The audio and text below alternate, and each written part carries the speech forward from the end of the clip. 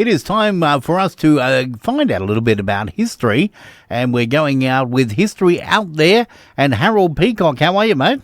Fantastic, thanks, Damo. No flu here. I'm really excited to tell you this story. I wish there wasn't flu here, let me tell you, mate.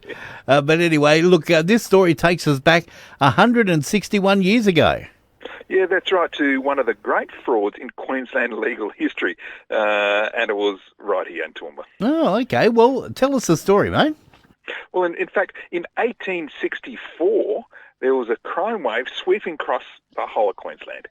Even the first Supreme Court judge of Queensland, Mr. Justice Lutwich, he commented about the amount of crime in the district and noted that most of the criminals had come from New South Wales. Of course. Nothing's changed. No. But in Surat, south of Roma, when the police, magistrate and some other justices were late for court, that really caused a problem because there was a lot of work to do. Now, fortunately, there was a Mr. John Livingston on hand. He announced himself as a magistrate and took his seat on the bench.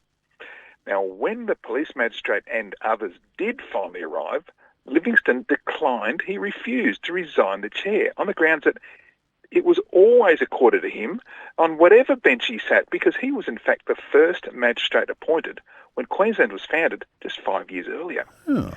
Now, Mr. Livingston, he smartly rapped the offending magistrate and justices over knuckles and said that it was his intention to communicate the matter and their lateness to the executive of the government in Brisbane.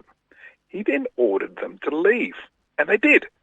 And he then conducted the business of the court himself. Now, Mr. Livingston continued to sit on the bench at Surat for, maybe 5 or 6 weeks and committed to trial 2 men for horse stealing.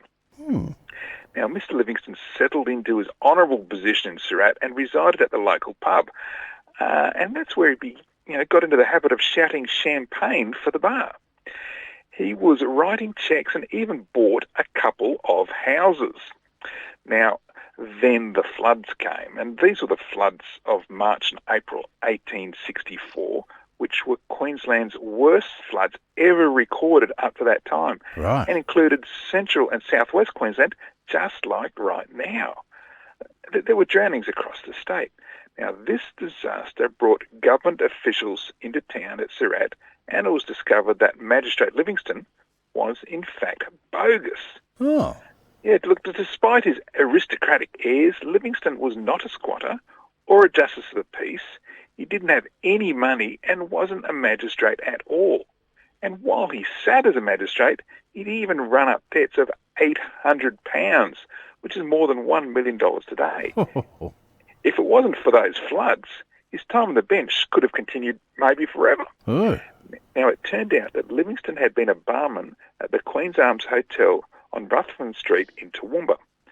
Now, the public there at the time had actually previously been fooled into recommending credit for a future mayor from Brisbane.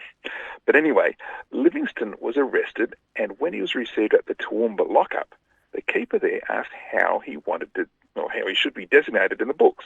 And of course, Livingston said, put him down as a gentleman, because that's how he'd been living for a couple of months.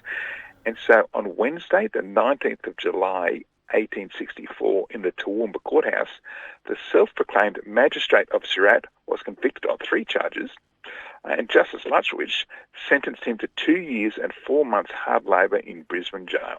Wow. But Damo, the fake magistrate's career didn't end there. Oh, really? In 1866, a Ben Rowland arrived in Warwick and represented himself there as being in charge of 10,000 sheep to be driven down to Victoria. At the same time, he began advertising with placards that he wanted 8 men for the job.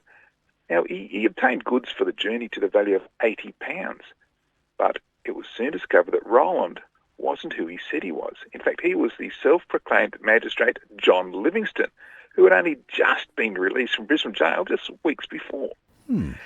Now, this time, Livingston was admitted into the Toowoomba jail after being sentenced to 12 months imprisonment, and that seems to have ended his career. But, Damo, it was an impressive career, remember. It included actually sitting as a magistrate at Surat, committing 2 men to trial for horse stealing, swindling over $1 million, and shouting the whole town of Surat to champagne. So maybe he might have been a bit popular nonetheless. He had a good time, didn't he? He did. Also did Surat. Yeah, well, that's true. That's true, yes. Another great story, mate. Now, of course, you'll be posting this on your website. Absolutely. Every Friday morning I'll post this story that we talk about here about the Darling Downs beyond. But there's over 50 stories out I've been telling you about. So you can see all the stories any time of the week on historyouthere.com. Yep, it's like a living history where you can read up all about it and get those local stories that you won't hear anywhere else. Mate, always good to chat, and we'll look forward to doing it again next week. Looking forward to it, and hopefully everyone in the line of floods stays safe. Exactly. Yep, I appreciate it, mate. There we go, historyouthere.com. That's where you'll find those stories and more. Harold Peacock will join us again next week to take us back down the track of history right across the Darling Downs. That's coming up next week.